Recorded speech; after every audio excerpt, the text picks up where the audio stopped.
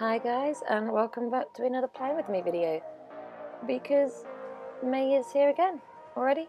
I'm not quite sure where the time is going at the minute this year, because I can't believe we're pretty much done with the first third of the year. So here we are with a new setup. This month I like watercolours in my journal. We've seen that a few times where I go a little bit overboard, but I realised I've never used my watercolour pencils in my journal. And I thought this would be a kind of fun thing to do because it's not one I've used before. And I also figured this might be a better way of doing watercolours in a journal, because obviously you don't necessarily need quite as much water and you can control the level of colour with the pencil instead. So I thought I'd give it a go. So we have little cherry blossoms this month, and basically I draw out what I want, and then I come in afterwards with my paintbrush and use water on the top. And obviously, because I'm using just water at the end, I can kind of go over gently or add a bit more water as I see fit. And I actually really enjoyed this, and I discovered, I mean, this paper in these journals I use holds up pretty well to water anyway. As you've seen, I've done the full spreads that have completely been painted, but I thought this is even better because there's very little curling of the page afterwards. I still had to leave it time to dry off, obviously, afterwards, but when I've done the full watercolour page spreads, and obviously the entire page has been covered in some form of water and then left to dry, I do discover the page curls a little bit, but I have not got that at all with this, which is really nice. So I expect we'll be seeing more watercolour pencils at some point, depending on what themes I want to do and how much time I have, because it does take a little bit longer this way because I have to draw it and then paint it instead of just painting it. But yeah, I like it.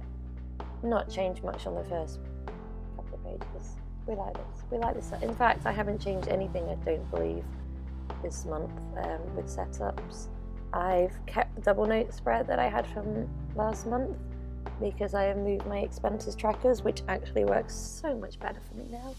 I enjoy having it on the day that, well, on the week even, that I'm looking at, instead of having to flick back and forth, because I noticed if I have the expenses all on one page, I got really lazy every time I'd spent any money and didn't go back in straight away because I had to flick between pages, whereas this way I only have to be looking at my week's page for any tasks, anything I'm doing, because it's all on the same one, and that works so much better for me.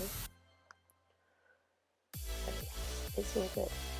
You can see I'm going in here with the water, and then obviously after this I leave it to dry so I can come in and do the middles. I decided not to do this with watercolour. I thought that might be pushing it with the layering, so I just used one of my fine liner pens because I thought that worked really well for it. Just having to make sure that with fine liners, my particular fine liners do not play very well with wet paper.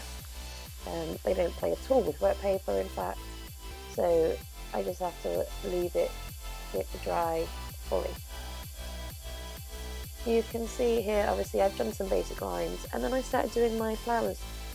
I realised, because initially I was doing all the lining first on the previous pages and then doing the watercolour afterwards, but I discovered then I had to sort of waste time in walking away and letting it all dry before I came back again. So it was a case of start the camera, come in, go away, and it was taking a lot longer. I realised if I just did these two lines first on the right hand page, I knew where my setups were and where I couldn't draw on, and then I did all my flowers with the 2 layers of pink, added the water, smudged my dark out afterwards. Very deliberately, I discovered if I did the light, tried to do it all at once, the petals didn't have a gradient effect. So if I coloured my light pink first and then went over the dark pink afterwards, I got my gradient on my petals.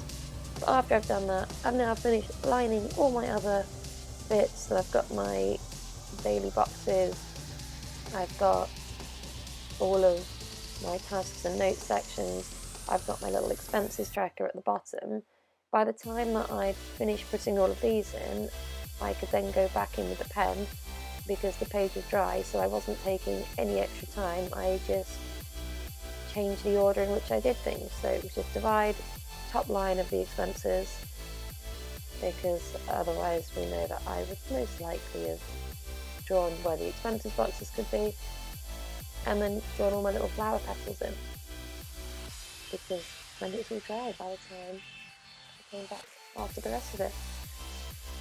I've really enjoyed doing these little cherry blossoms. I think I'm debating creating a whole, I don't know, bigger piece, maybe stickers, I don't know, I haven't decided yet, because they're really fun and easy to do. And I would, if you guys like cherry blossoms, I have done cherry blossoms before, and I painstakingly drew and coloured everything with pencil, and actually that didn't give me the same result as doing this with these watercolour pencils where I could blend out. And it is just super simple. It's a case of drawing kind of 5 sort of wiggly topped, not quite heart shapes around a kind of pentagon, and then colouring them in. And you can sort of see me do it. Before I draw my petals, I draw myself my little pentagon. I put 5 dots down to kind of work out where each of the petals is going to start from before I then draw the petals, and then obviously I do the layers in the water. But it was a really nice simple way of doing it. I'm kind of glad I figured this way out, because it made drawing cherry blossoms so much easier, and I really enjoy it. But I'm going to stop talking utter nonsense at you guys now, as I've almost finished this one and the flick through is coming up. So I hope you enjoyed this, and I'll see you all again soon.